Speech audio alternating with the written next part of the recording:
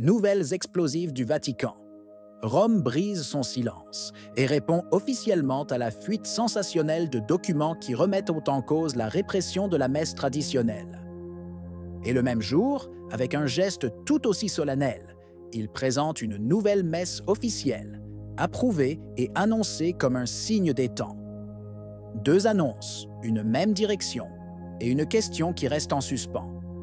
Où l'Église veut-elle aller? La nouvelle a explosé avec la force du tonnerre. Une fuite de documents confidentiels a jeté une lumière inquiétante sur les fondements de la controversée Traditionis Custode, la mesure par laquelle le Saint-Siège a limité la célébration de la messe traditionnelle en latin. Le texte divulgué contredit ouvertement le récit officiel, selon lequel il y aurait un grave problème lié aux croyants traditionalistes et à la diffusion de l'ancienne liturgie.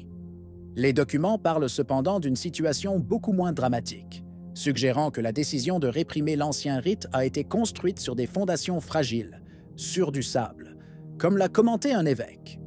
Le Saint-Siège n'a pas pu ignorer l'écho de cette révélation et a publié une déclaration officielle par l'intermédiaire de son porte-parole, Matteo Bruni.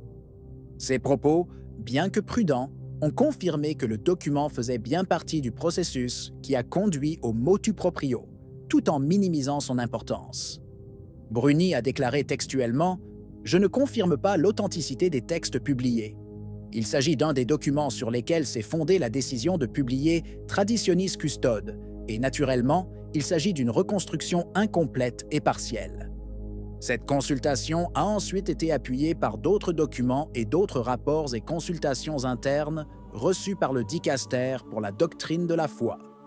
La réponse, loin d'apaiser la controverse, a encore alimenté les soupçons d'une gestion opaque et d'un agenda hostile à la tradition liturgique de l'Église. Pour beaucoup, ces paroles ont sonné comme un aveu implicite de faiblesse, confirmant que la décision de supprimer la messe de tous les temps n'était pas fondée sur une vérité pastorale solide, mais sur des calculs politiques et des pressions internes à la curie romaine. Faisant écho à la colère et au désarroi de nombreux fidèles, la voix claire et implacable de Mgr Joseph Strickland, évêque émérite de Tyler, n'a pas épargné les accusations directes contre la curie romaine. Commentant la fuite, Strickland a parlé sans détour de la corruption qui se cache dans les palais sacrés, décrivant un Vatican plus proche d'un gouvernement corrompu ou d'une multinationale que de l'épouse du Christ. C'est triste de devoir le dire, a-t-il observé. Mais nous sommes ici devant une preuve évidente. L'Église doit vivre selon les idéaux du Christ et non selon des jeux de pouvoir. Pour le prélat texan, la suppression de la messe traditionnelle n'est pas née d'un réel besoin pastoral, mais d'une faction interne, hostile à l'ancienne liturgie, qui aurait manipulé des rapports et des consultations pour justifier une mesure injustifiée. C'était dévastateur, se souvient-il. Lorsque Traditionis Custode est sorti, de nombreux prêtres m'ont dit « J'ai eu le temps d'être ordonné avant la répression. Ceux qui sont venus après vivent dans un autre monde. Il faut corriger cette mentalité. » Strickland a également dénoncé un deux poids, deux mesures, flagrant dans le traitement de la question. Les évêques latino-américains qui avaient ignoré Summorum Pontificum de Benoît XVI, sans jamais être réprimandés, tandis que ceux qui n'osaient pas appliquer Traditionis Custode ont été durement touchés. Cette hypocrisie est évidente, a-t-il ajouté.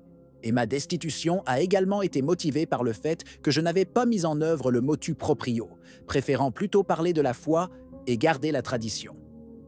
Enfin, il lance un appel, prier pour le pape Léon XIV, afin qu'il ait la force de redresser la barque et de rétablir l'équilibre entre les formes liturgiques de l'Église.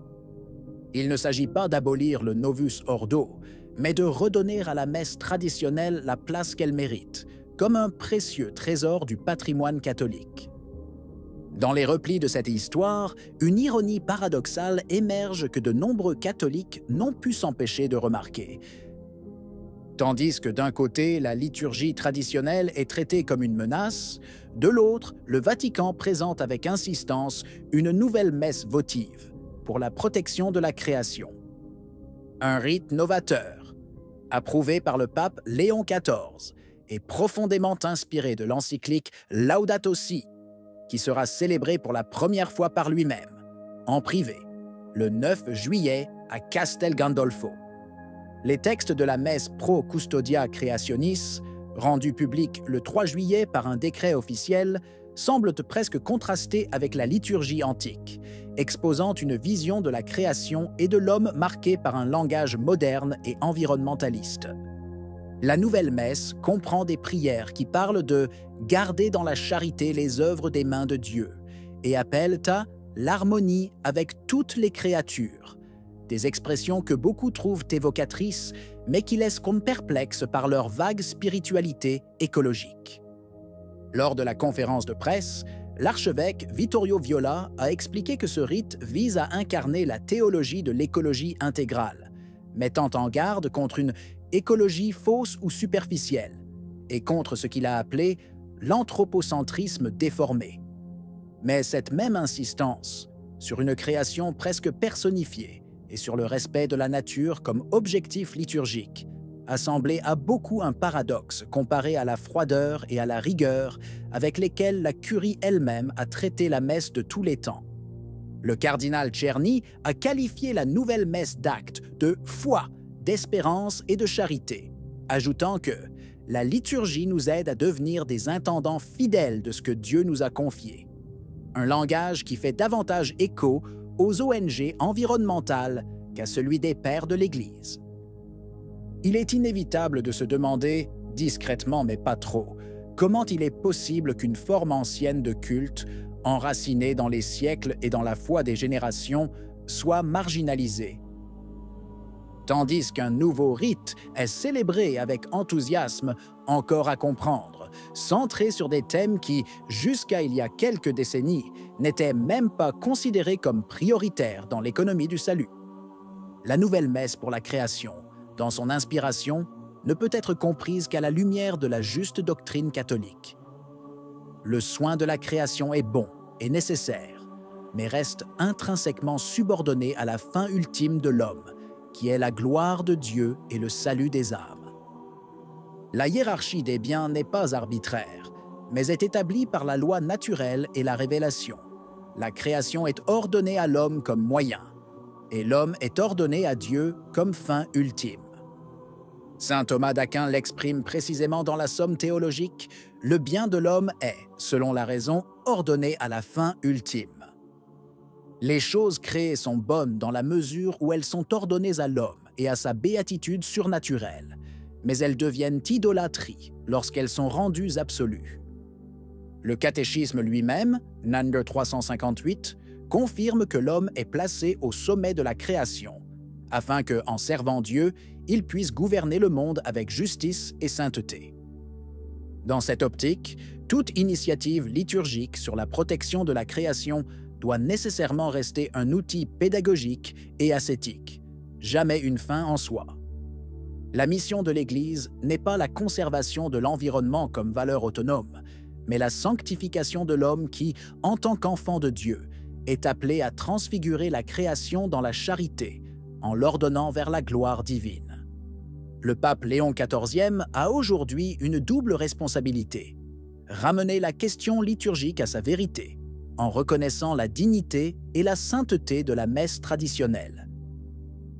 Orienter en même temps la nouvelle sensibilité envers la création dans les limites de la foi, en se rappelant toujours que la protection du monde n'est bonne que si elle est ordonnée au salut éternel des âmes et à la gloire de Dieu, et non pas une fin en soi. Qu'en pensez-vous? Si vous avez aimé la vidéo, laissez un commentaire. Amen. Que Dieu vous bénisse.